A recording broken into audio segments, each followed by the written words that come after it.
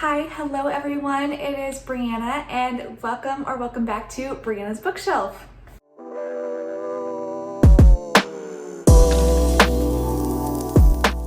So today, friends, we have switched up the filming location. I am in fact in my bedroom because I forgot that I was doing dishes and the dishwasher is way too loud out next to my bookshelf on the couch.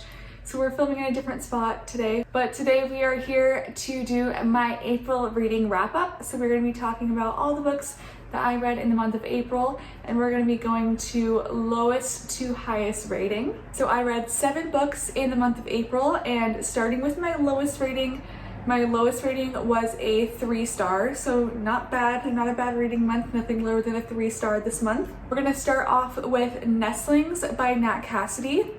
And I have been wanting to read a Nat Cassidy book for a while.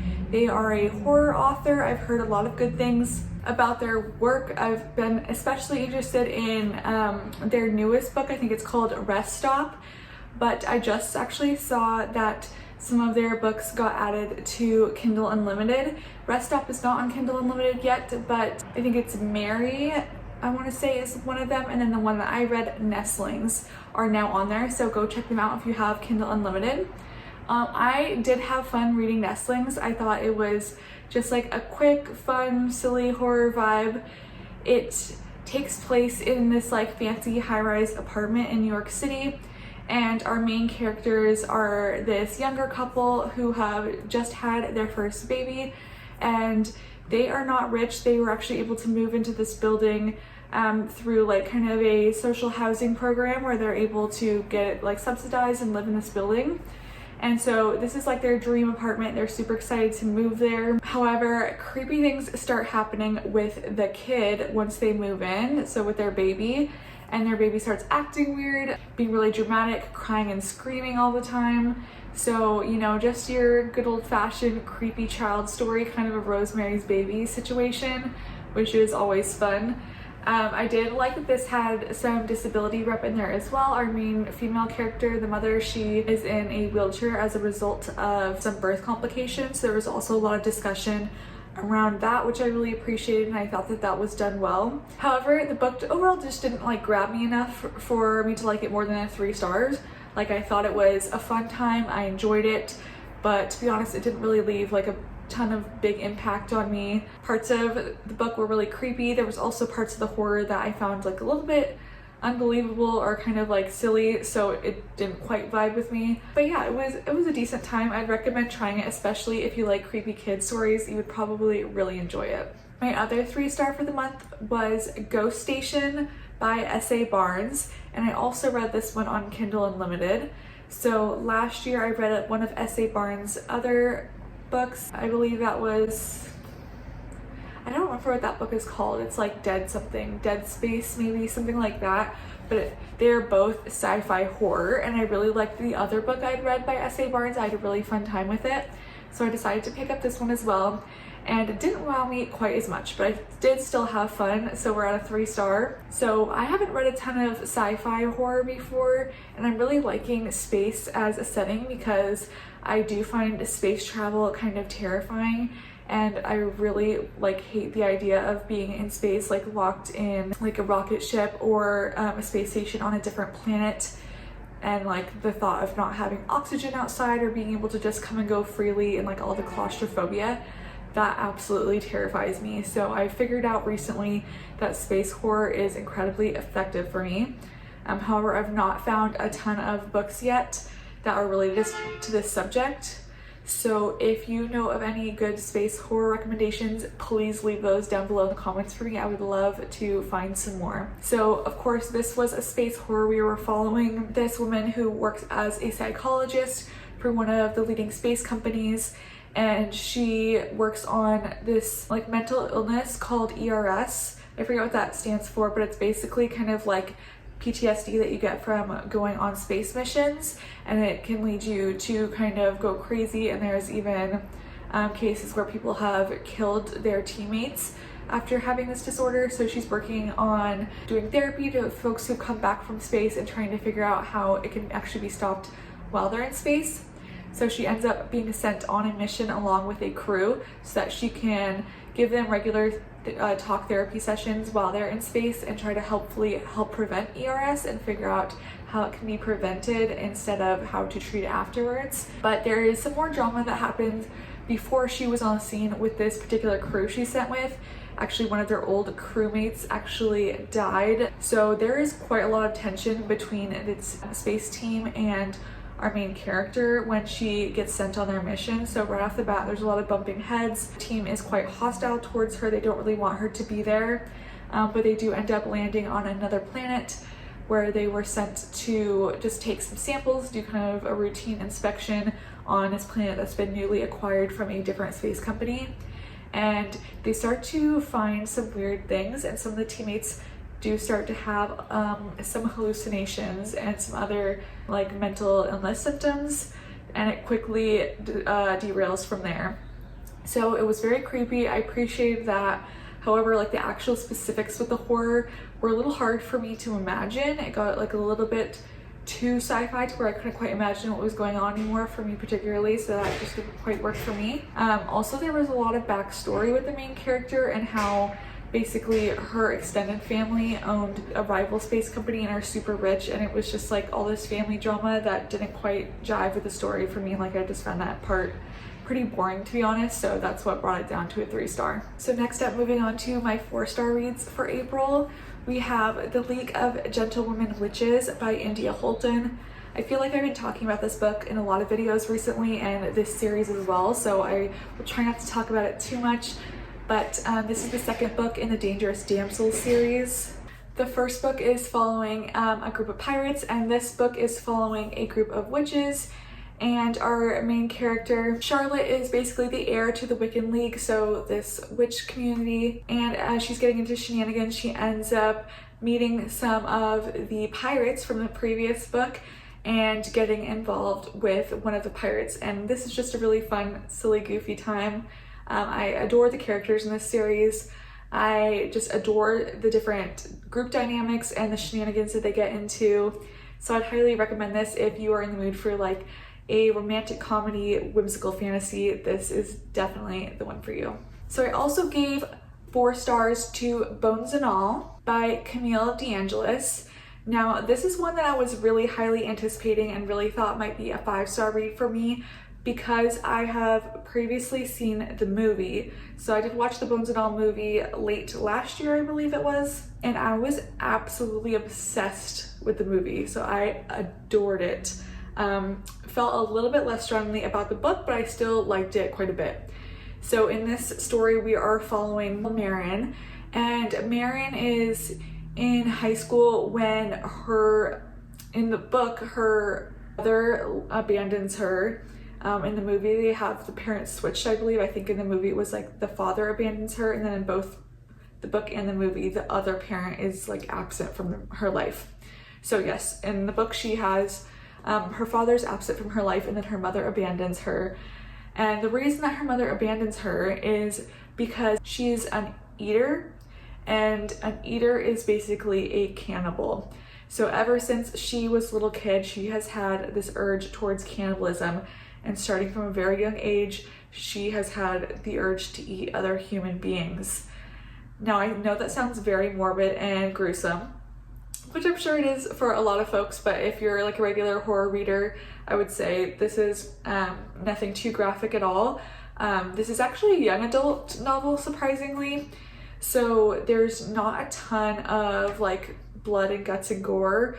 I would say it pretty much glosses over the actual eating parts of this book pretty quickly, so you don't really get too much detail with that. It's more kind of like a character study and talking about like this guilt that Marion feels from having this trait and kind of how she has to navigate the world and find her way on her own. And then she does end up meeting another eater. His name is Lee, and I would say Lee kind of didn't feel like he had as big of a presence in the book as he did in the movie. And let's be real, that's probably part of why I like the movie so much, because Timothée Chalamet plays Lee and he's kind of fire. But so yeah, there's like kind of a little bit of a young romance going on. but it's not necessarily a happy ending. And there's just like a lot of character dynamics and emotions at play in this book. And yeah, it's a really interesting, phenomenal read. I still do like the movie more, and I would love to rewatch that. So my last 4-star read of April was Fen, Bog, and Swamp by Annie Proulx. This is a nonfiction, kind of just what it sounds like. It's all about fens, bogs, and swamps, so different forms of wetland ecosystems. So I wanted to read this for Earth Day and Earth Week, and I'm so glad I finally got to this. Wetland ecosystems, I was kind of aware that they're super important in regulating our planet's climate and really important in storing carbon and methane and keeping those things out of the atmosphere. But I didn't get to do a deeper dive into those topics in this book. And this also goes a lot into the difference between a fen, bog, and a swamp, which I was completely unaware of before. So that was really interesting to hear about. And there was also a lot of history related to these different ecosystems, and kind of like different places in the world where there's major fen, bogs, or swamps, and then different historical aspects about those places. I would say my only complaint that knocked this down from a 5-star is that sometimes the author went and do kind of too much of a deep dive into like these random kind of history asides. Like, for example, this does go into bog bodies, which basically it's exactly what it sounds like. It's like people that were found bodies in bogs, which is a super interesting topic and one that I have looked into before.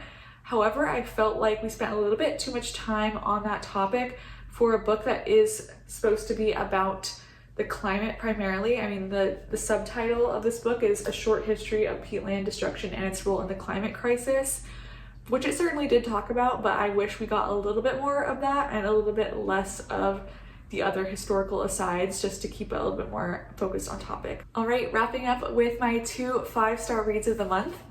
First, we have The Dragon Republic by R.F. Kuang, and this is the second book in the Poppy War series, and I am just adoring this series, you guys. It is so phenomenal. So if you're not sure what the Poppy War is about, it's a fantasy inspired by like Chinese history, and the place that it's set is kind of like a fictionalized version of China with fantasy elements brought into it. And it is definitely more of like a, not necessarily, well, I would say dark, I guess, dark and intense fantasy, in that there's a lot of war, death, crisis, not very much focus on romance. There is a lot of focus on relationships, more so like friendship and other types of relationship dynamics. So in the first one, we're following Rin, who is from one of the southern provinces in this country, which is really looked down upon by the northern provinces. And she's adopted into this family that basically smuggles opium in her province, and she's treated really poorly by them, and they're super abusive. And she knows her only other fate is to either get married, or she can get out if she is able to test into one of the country's war colleges. So she makes it her life's mission to study as hard as she can, and she tests and makes it into Sangard, the country's best war college. And from there, we're just watching her train and seeing the different relationships she makes and the different people she meets and the new skills that she carries. So in The Dragon Republic, we are just continuing her story, and it is a really intense story. I absolutely love Rin. I absolutely love all of these characters in this book. It is heartbreaking at times. It is so fast-paced. It will keep you so gripped. I could not recommend this series more. I absolutely cannot wait to get the 3rd book and finish this series. And in my eyes, R.F. Kuang could really do no wrong. Every book I've read by R.F. Kuang has been 5 stars. And my last 5-star of April was City of Gods and Monsters by Kayla Edwards. And I read this one on Kindle Unlimited, and it is a fantasy romance. And I am so obsessed with that book now. It is going to be a longer series, and I would really like to get my hands on the physical copies. So as soon as I have more of a book buying budget, I would love to start looking out for those physical copies and hopefully getting those to add to my library. In City of Gods and Monsters, it's kind of like a darker urban fantasy romance. So it is set in a city kind of similarly to Crescent City by Sarah J. Maas. I would say if you like the Crescent City series, you're probably going to like Cities of Gods and Monsters. I think the series is like the House of Devils series. I believe that's what it's called. But yeah, I think that you would like them. They're pretty similar. They do have enough differences to keep the City of Gods and Monsters interesting, but it definitely has very similar vibes. So in that book, we are following Lauren, who is a human girl in this world full of magical creatures, and she lives in this huge city. She's best friends with witches. There's also vampires, werewolves, and also there are hellseers in this world who are these creatures that have basically a second sight that helps them to see auras. And so all of the hellseers are part of these bounty hunter gangs within the city because they're able to track people through their auras. So all the hellseers, yeah, are basically bounty hunters. And in the beginning of the book, Lauren is almost captured by a bounty hunter, a hellseer, but one of her best friends gets captured instead. Lauren is absolutely devastated by this, and she really does not understand why they were trying to capture her, because she's just a human. She has no powers. There's no reason that anyone would put a bounty out on her. So she's very confused. She wants to, of course, find her friend and find out what happened. And she ends up running into Darian Castle, who is a hellseer, and he is the lead of the House of Devils, I guess like bounty hunter gang. And he meets her because he was actually given a bounty to track her. But as soon as he meets her, he's basically like, why would I capture this human girl who could possibly be paying me to capture her? And he feels bad for her and wants to actually help her figure out what happened to her friend and why she's being tracked. So they team up, and I'm obsessed with Darian Castle. He's one of my new favorite book boyfriends. He is so like dark and gritty and grumpy, and he is like a stone cold killer. He is definitely like really violent in his job, which, I mean, we don't love that in real life, but in a book, let's be real, it can be fun, even though it's a little bit toxic. But he's kind of a cinnamon roll for her. Like, he definitely becomes so obsessed with her, like reluctantly over time, and then like by the end, he would do anything for her. And there's so many twists and turns in this book. I really do not know what to expect going into the next one. And I believe that this is going to be a 6-book series. So I just can't wait to get further into this world. And I'm like really excited and giddy, honestly, that I've found a new fantasy romance series that I can feel so excited about. That's just the best feeling. All right, so those were all of the books that I read in April. Thank you so much if you stuck around to listen to my thoughts and opinions. I'd love to hear what your favorite read of April was, so let me know down below, and I will talk to you all later. Thank you so much, friends. Bye.